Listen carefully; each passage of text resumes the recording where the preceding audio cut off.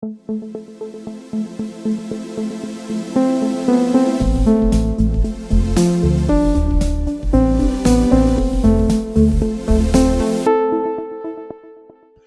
with this rising crime against women, especially the domestic violence and bad relationship, I just want your opinion. What are the factors that are responsible for all those things that is happening in the society?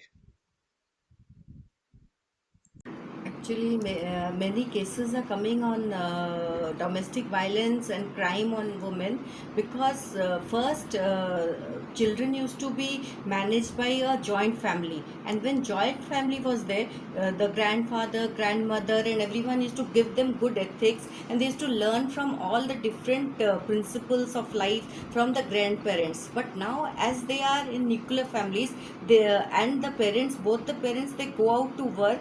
So what it happens that they are kept with either in the daycare center or with the aya, the nanny who takes care of that, or the governess, we may call them as governess. So these people, what type of upbringing they give to the child? Only the child meets the mother at the end of the day when the mother is too tired, so she cannot give her 100% to the child. So I would always suggest a mother to give much more time to the child, so that we can bring a healthy child, a proper mental health child to the society, so that the child will be able to cope up with the different hurdles or he faces in life.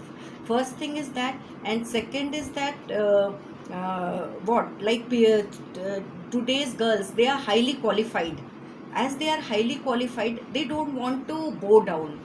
And men, we have this in Indian culture, we have this chauvinistic male, those they also have been taught not to bend down. So when both of them think that I earn 1 lakh, he also earns 1 lakh, so I won't obey him and he won't obey me, so that when there's a lack of understanding, then they start fighting. The girl also in these days does not feel like us in our days, like we used to say okay, let's compromise. But today's girl, as they are very independent minded and they are brought up in that way, so they do never compromise. And compromise is very important in a relationship, and both have to compromise. Not only the woman has to compromise, the male also has to compromise. Both of them have to work together to build a relationship. In everything, the girl starts saying I'm going to divorce you, the boy says you can go, leave me and go, because they know they are independent. And another third factor is the live in relationships. People do not want to be committed these days. They feel today if I leave this person, I can get someone else, or I can live in a live-in relationship. So these things are hurdles to the society, where we feel that our culture has never thought of a divorce. In the previous days, we never thought about a divorce. We used to adjust with our mother-in-law, with our sister-in-law, with our brother-in-laws, everybody, and we used to maintain a decorum and stay.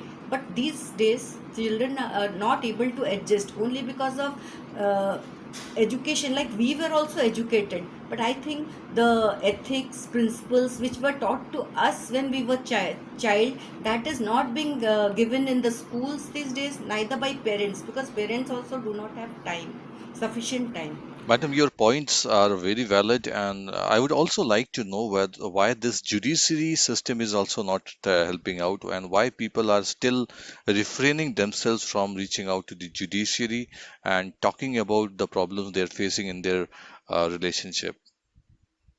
Sometimes it happens that these married couple, they start fighting, and after that, when you tell them to go to the court of law or to a police station, then they do not register the complaint. Again, sometimes they come together, again they fight, but again they come together. Sometimes there's a pressure from the maternal side and the paternal side that you do not file a case. So whenever we NGOs or we mental health people go and rescue them, that time they are not ready to accept it and to fight against it.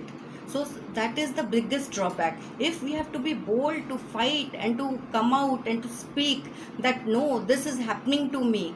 One of my friend's daughter, she was facing a lot of hurdles, but till 15 years she was quiet.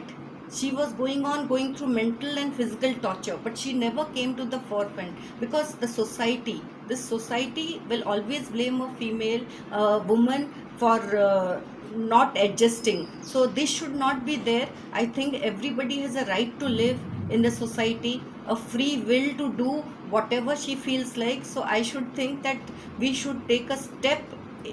एक थप्पड़, one slap is also punishable and offense. It's an offense and I am against it. So, Madam, we are coming to the final question of the session that talks about the solution. What we as a society can actually develop or give back so that people having these kind of problems and issues in the relationship and bad marriage can actually get a solution to it.